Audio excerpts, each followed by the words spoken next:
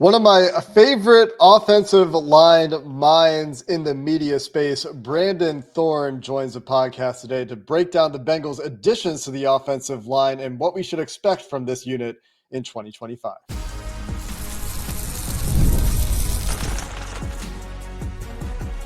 You are Locked On Bengals, your daily Cincinnati Bengals podcast. Part of the Locked On Podcast Network, your team every day. What up, Bengals fans, and welcome to another episode of the Locked On Bengals podcast, part of the Locked On Podcast Network, your team every day. I'm Jake Liscow, joined today by Brandon Thorn, who does a great offensive line newsletter at Trench Warfare, where he's breaking down draft prospects. He's breaking down players that are already in the NFL. He's got his awesome true sack and true pressure rate metrics that he tracks throughout the season as well on the defensive line side of things, but an awesome offensive line resource here with us today. And the everydayers knew this was coming. If you listened all the way to the end of our most recent episode, that we were going to dive into the Bengals offensive line in depth with Brandon today. But if you're not an everydayer yet, you can hit that subscribe button to make sure you don't miss an episode of Locked On Bengals. And if you're already one of those that makes us your first listen, we appreciate all of you so very much for making Locked On Bengals part of your routine. Today's episode brought to you by Gametime, where you can save $20 on your first purchase of tickets with code Locked On NFL. And Brandon, want to get started today with the Bengals offensive line rookies. They add two players in the NFL draft. Jaylen Rivers, who was one of your guys, notably, that you wrote about for Trench Warfare, an offensive tackle / offensive guard prospect who might get some run at both positions for the Bengals. And Dylan Fairchild, a guy that the Bengals expect to step in and compete for a starting job at guard. And let's start with Fairchild because he was selected in the third round. You noted as soon as the connection was obvious, the Scott Peters fit for Dylan Fairchild as he transitions to the NFL. Yeah. I mean, this was a kind of a connection that, came to mind when I was thinking about Fairchild and his projection and trying to figure that out to the NFL when I was writing his scouting report, because Wyatt Teller, I think I had a tweet about a month or a few weeks or so before the draft, just saying, like, I think his high-end outcome, best case would be like Wyatt Teller. I saw him in that similar sort of mold.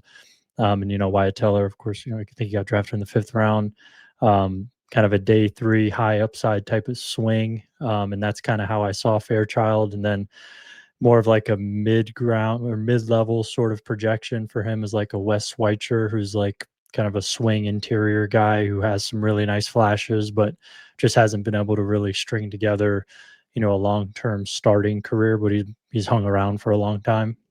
So I think that's probably, if you're, just kind of in a vacuum betting on what he would become, that was kind of where I leaned.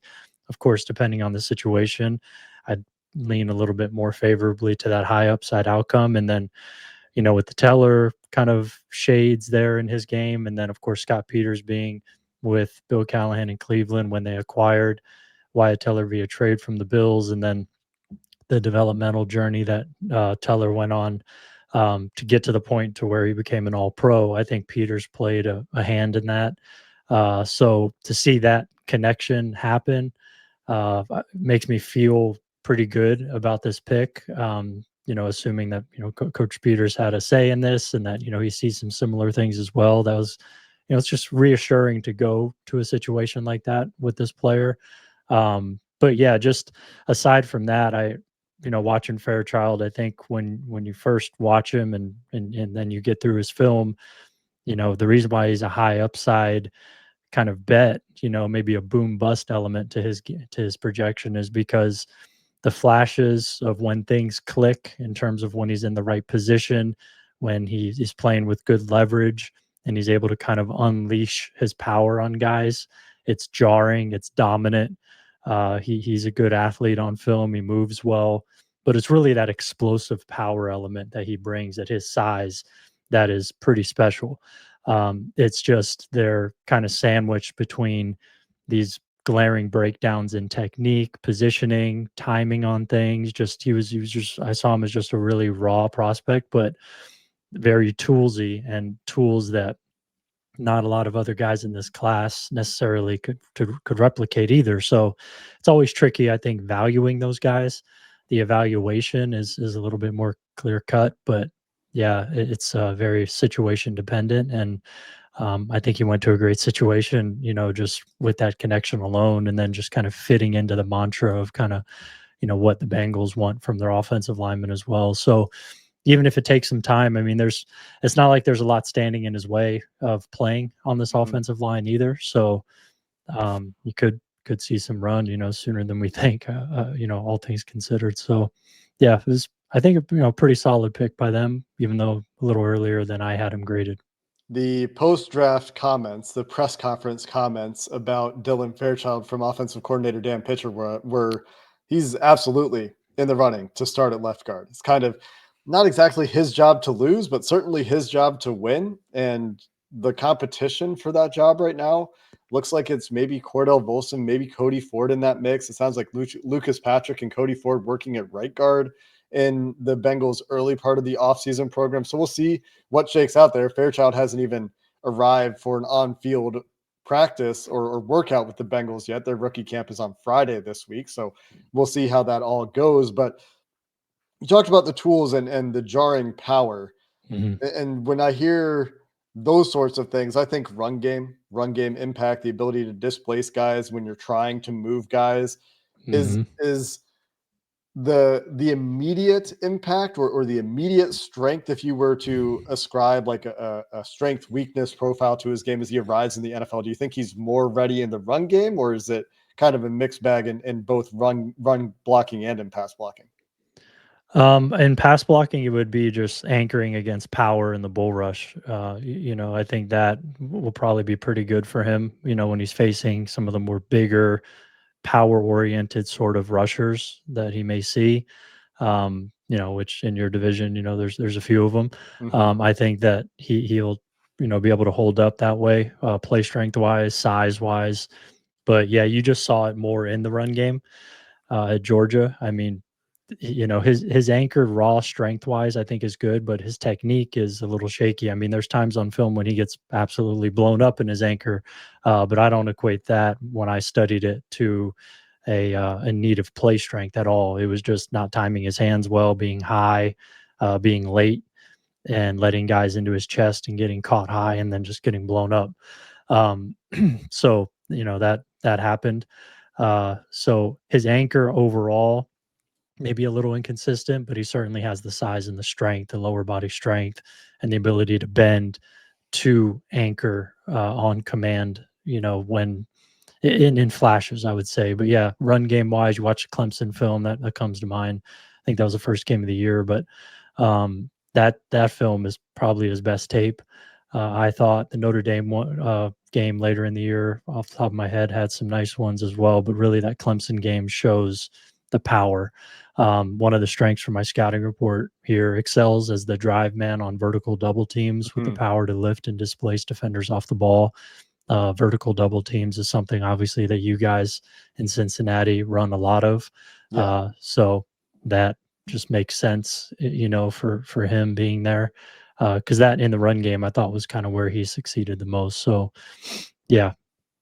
You also note good quickness in screens and on his climbs, which athleticism, something certainly that we've been hoping the Bengals would continue to inject. The Amarius Mims pick last year starting that trend. And I do have one more question before we shift and talk about Jaylen Rivers as well. So I'm going to ask you about Dylan Fairchild from a development perspective, what your development plan should or would be for Fairchild as he reaches the NFL. We'll continue the conversation there coming up next.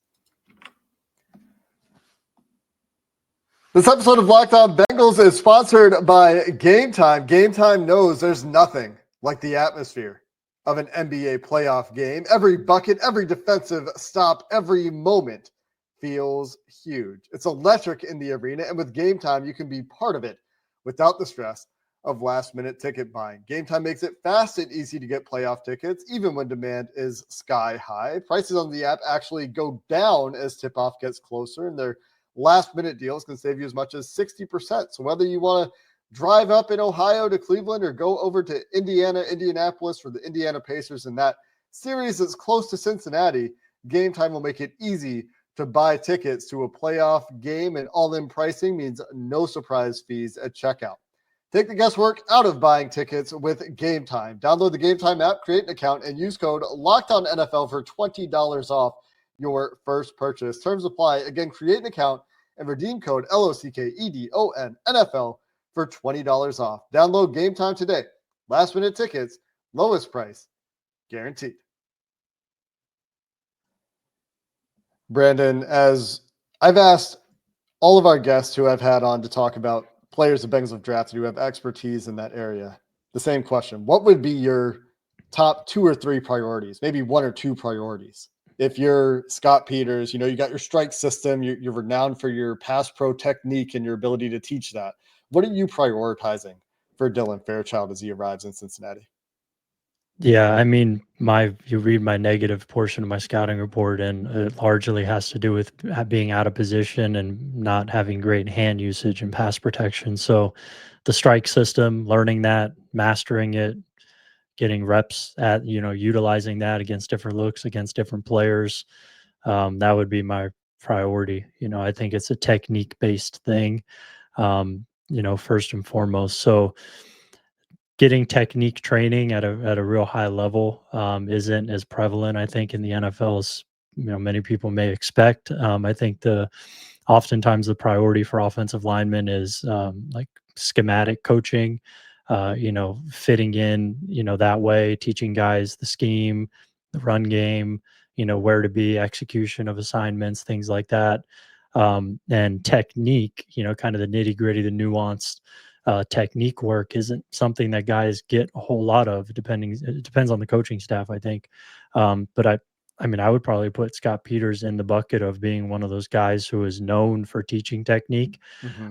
So from that standpoint, I think it's a really good fit because, the things that Fairchild lacks is it's not things that you are unable to teach. Like he has the size, he has the build, the frame, the power, the strength, the athletic ability. It's just a matter of putting it together with consistent technique so you minimize the glaring losses and the bad positions. So the strike system, I think, is a really good kind of foundation to get him ingrained with and teach him and make him proficient at. So how quickly he does that, I have no idea. Maybe a full training camp, plus, coming in midway through the year, I don't know, but that would be my focus.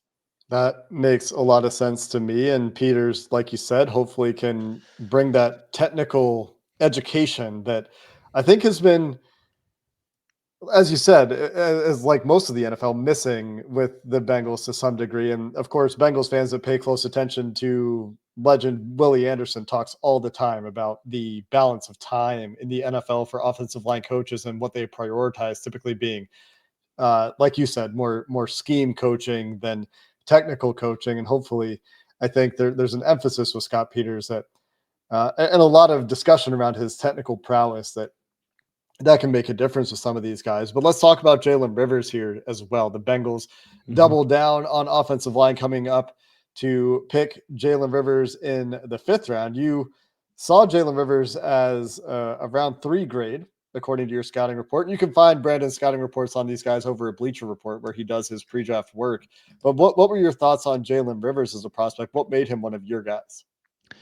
Yeah, so for my guys, I picked, I think, 1 first-round guy and a couple second, couple third, couple fourth, day 3 guys, and he was one of my round 3 guys. It was a late round 3 grade, fringe round 3, round 4, 7-1 on our scale, which is closer to 4 than 3. But nonetheless, I gave him that 3 bucket because for us in our grading scale, that's a high-level backup or potential starter.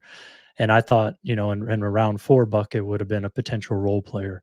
So the reason why I gave him that little bit of a bump there is because I think he has a very good chance of becoming a high-level backup year 1 as a rookie, and potentially could start for you. And I think on this Bengals offensive line, that potential starter tab is more accessible than most offensive lines. So I feel really good about it. But the reason why I like him so much is I think when you watch him on film, first thing that jumps out is just his size, how much mass and girth he has on tape, both with his build, from the ground up, but then, he casts a wide net with his length. He has big hands. And most importantly, he maximizes that length, I think, with good hands. And you saw that featured at left tackle and left guard. When you watch him this year, something that's pretty rare, he played left tackle and left guard in the same game. They would be on a rotation, and he would do that throughout the year. So he never really got to settle into one spot. And I thought he was pretty equally effective at both. So for a guy that big and kind of strong and having that square power, he looks more like a guard, but then you see his left tackle tape this year, and I was pretty impressed by it. Just his ability to kind of harden his edges, especially against high side speed rushers around the corner. I felt like he protected his outside shoulder well. That's just a signal to me that he understands how to maximize and weaponize his length. So that was encouraging to me. And I think in the run game, you kind of, expect what he can do in terms of, again, vertical, inside zone, downhill run scheme. That's what Miami runs. That kind of is a match in Cincy as well.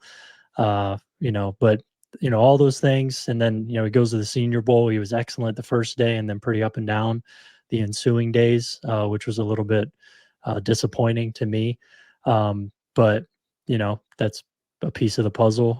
All in all things considered, I still felt good about that grade. I feel good about this fit. And, I'm excited to see him, at least earn a backup role, if not more. I wonder if he will have a chance to compete on the right side. I know he played left guard, left tackle at Miami, but you have Orlando Brown, who's going to be playing left tackle as long as he's healthy. And it seems like if I were projecting it today, it's Dylan Fairchild at left guard. Maybe not. Maybe Jaylen Rivers shows that he's more ready for that job right away. But they seem to have very high hopes for Dylan Seems Fairchild. Like he's on the inside track. Yeah.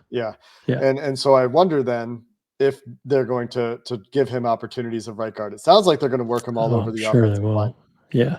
Do you see that ability to change positions relatively seamlessly at Miami as a potential good sign for his ability to play on the right side in the NFL?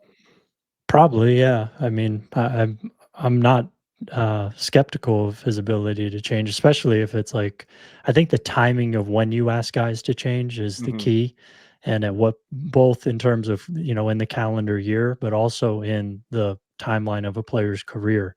If you're asking a guy to change it on a whim, when he's 6 years into his career, that's very different. That's highly difficult, improbable that's going to go well. But if you have a rookie coming in and you're saying day one, you're playing a lot of right guard, I don't see any reason why he couldn't adjust to it and compete for that job.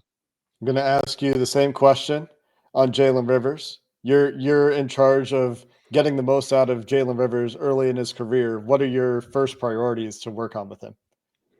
I would again go back to technique. I would start from the ground up, which I would with any player, but especially him. Footwork, not oversetting or undersetting his target in pass protection. Just really ironing out his stance and his pass sets and his set points, so he could play inside out on rushers and force them to go down the middle of him, because I don't think rushers are going to have a lot of luck doing that. So it's a matter of, I think for him more than anything, body positioning, positional leverage, whatever you want to call it, on rushers.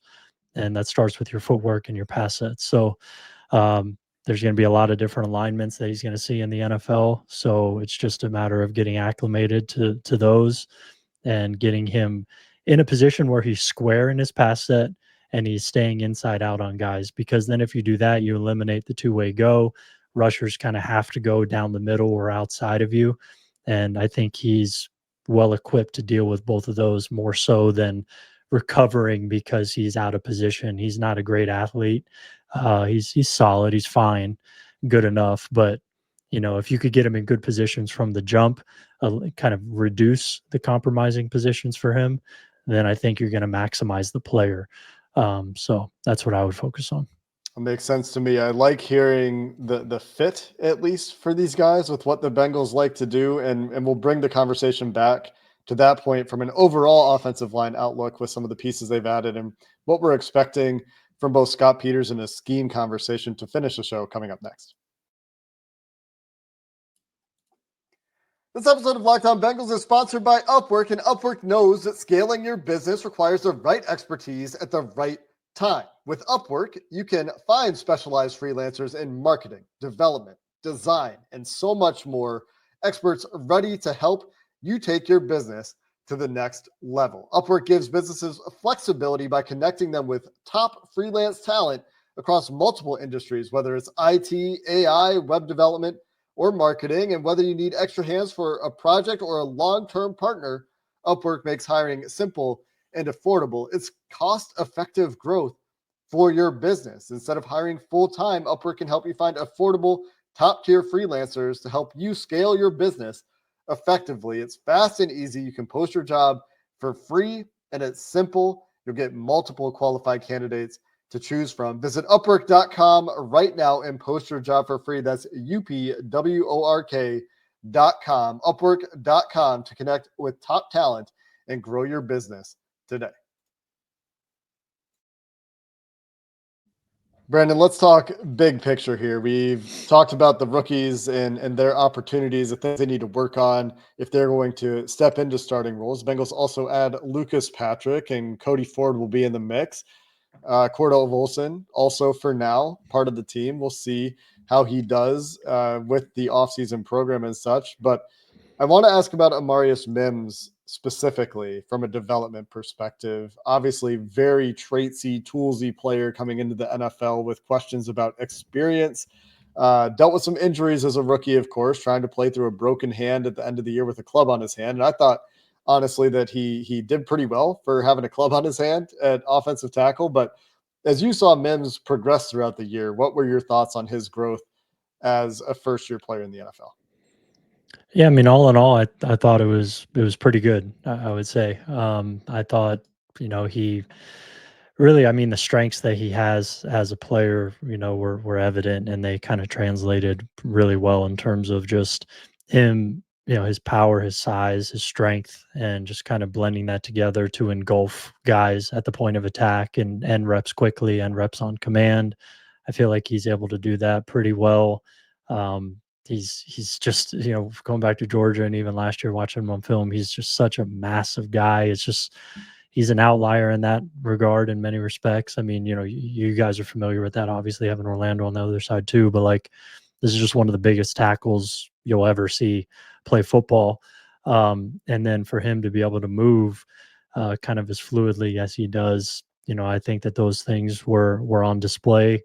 For the most part, he would get himself in, I thought, more compromising positions than maybe was talked about a little bit, maybe reflected in some of the grades that I've seen. I don't know exactly what the grades look like, but I remember off the top of my head last year, there, I just sometimes don't agree with some of the early hype on guys. I think it's lacking context and things like that. And what I mean with him is, a lot of the compromising positions that I saw him get in on film were kind of moot points because the ball was gone. The ball gets out pretty quick, with Joe Burrow. And if a guy loses quickly, sometimes it doesn't really matter, to the outcome of the play. And it gets very easily, kind of overlooked. But I think back, of course, like the Micah game. Yeah. I mean, he lost, 3-4 in that one. That's, whatever. Everybody loses to Micah. But even the Clowney game, I remember going against Clowney. There were several reps when he lost inside. And I think that was probably my biggest critique of him is just when he is on an island, having to set out in space on a guy, just over, I should say, he opens up a little too quickly. What I mean by like his hips and his shoulders, and that leaves him vulnerable to getting his face crossed. So, and he's a solid athlete, good athlete. Certainly for his size, he's a very good athlete, but just kind of overall, he's solid, good. So, I mean, he's not like the best in terms of recovery skills. So I think just kind of getting more disciplined again and this is one of the most difficult things for anybody to do at any position on the offensive line is to stay square long, as long as you can in your pass set to eliminate two-way goes.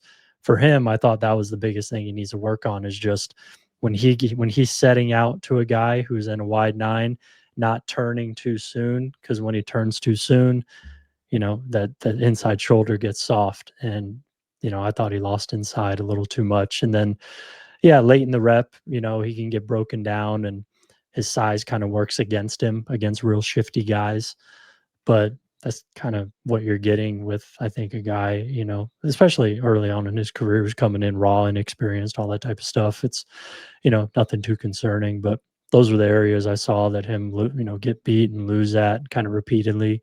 But all in all, pretty good. I'd be very encouraged. I'm excited to see his development with Scott Peters as well. Like all these guys going from what they had in that room to a guy that's renowned for technical teaching is just generally a pretty exciting thing for me. And Orlando Brown's a guy that takes that onto his own plate, like redevelops his stance. Last year was playing some of the best football I think he's played before he had that injury. Yeah. Ted Karras, as solid as they come at center, great rapport with Burrow in terms of identifying protections and doing the things that don't really show up as much that you kind of have to really pay attention to pre-snap or listen to the players talk about. So taking all of that into account, knowing what the Bengals like to do in the run game, knowing that they're going to be a heavy passing team that, like you said, Burrow gets rid of the ball pretty quickly, but they're going to be in a lot of true pass situations where there's not necessarily going to be, a ton of help for these offensive linemen and pass blocking schematically. What's your overall outlook for this Bengals offensive line in 2025, where honestly, a lot of Bengals fans were like, go get Brandon Sheriff, go get somebody, Will Hernandez, and find a little bit more stability on the interior. What are your thoughts right now as far as where they're at? Yeah, just first, I would say, this is a pass first scheme, obviously, not a lot of play action. So you don't get help from the scheme, but where you do get help is from the quarterback. Right. So, that's kind of the saving grace for the offensive line and pass protection. If you are going to pass pro a lot, you definitely need a quarterback who's not going to hang on to the ball and not drift and, put you in bad position. So they have that. So that's great. It kind of offsets that. But yeah, I mean, all in all, I mean, I kind of like, it makes sense. I can easily justify the approach of going young on the inside with the offensive line coach that you do have, who I think, I'd be pretty encouraged for his ability to develop. It's kind of hard to parse through how much did he develop or how much was it Bill Callahan, one of the greatest line coaches of all time. But he still was in the building and working with guys, where they had really good offensive lines year in, year out in Cleveland, and they developed guys for the most part, aside from, Jedrick Wills left tackle, couldn't really get that one done, but, other positions, they certainly did it. So, yeah, I mean, I think their approach makes sense, kind of going against the veteran approach to fix a problem, a short-term Band-Aid, trying to get guys in the building year one with the new offensive line coach who has some developmental chops in his background, and building that way, kind of more of a long-term outlook, makes sense to me. So, you have a mix too of veterans, albeit, maybe not like long-term fixed veteran options and Lucas Patrick and Ford and Volson, but you have Band-Aids in place in case Fairchild or Rivers, one of the two or both or whatever isn't, ready or whatever happens there. So to me, this approach makes sense, to me, and then overall, like where they sit, haven't sat down, probably doing in a couple months, ranking, kind of the 32 offensive lines, but I'd probably say like this is looking, a little below average right now, but it's just because there's a lot of uncertainty going into week one. But the long-term outlook, I'm pretty encouraged by what this could be. So, yeah. Is that mostly like an interior thing? Do you feel like the pieces And that were there tackles. last I year? mean, Okay. Orlando Brown's he's solid. I mean, I don't know. I mean, Orlando Brown is, if you're ranking left tackles, somewhere around 15, which is solid. Left tackle's pretty deep actually in the Mm-hmm. NFL, relatively, especially compared to right. So you have like a solid left tackle. You could probably say Amarius Mims is close to solid, and probably overall right tackles in the league, he's got to be in the top 15 or so, I would say is probably fair, especially baking in him getting a little bit better. So, two solid tackles, kind of a solid to adequate center. And then guard is just, it's kind of wide open right now. You Yeah. don't know what you're getting there. Yeah. So 3 solid with 2 unknowns, it's kind of below average to me. But Yeah. there's upside here to where, these are a lot of young guys as well, and guys that, I kind of like, Mims, Fairchild, Rivers, and some other guys. I mean, Matt Lee, even. I mean, Seth McLaughlin's that was probably one of my favorite undrafted signings in the whole class period. There's a lot to like here. So yeah, it's just more of a long-term upside type thing. I like week one, it's hard to envision much more than like, middle of the pack. Yeah. That makes sense to me. I'm hoping personally, like I said, excited to see what the Scott Peters approach brings and how that shakes out. If we can see any discernible signs of the strike system and a different way of training and a different way of getting those guys through the offseason program shows up early in the season, I think that maybe you and I both will be watching for those signs when we're watching this Yeah. offensive line early. Yeah. I'm And very so, excited to watch them. yeah, and is there anything extra there for you because of Peter's background and his path to becoming an NFL coach and how he kind of goes through he had his own training business, right? And then he ends up as an assistant to Callahan, and now he's ended up as an NFL offensive line coach. Does that add anything to it for you, given your background? Yeah, I mean, I think so. He comes at it, he has the MMA background, of course. Mm-hmm. He's a super high level, like jiu-jitsu guy, I want to say. But yeah, and also he has a really good understanding of kind of body mechanics, kinesiology, Mm-hmm. yeah, how the body works and weaknesses in the body, strengths in the body, angles, leverages, things like that.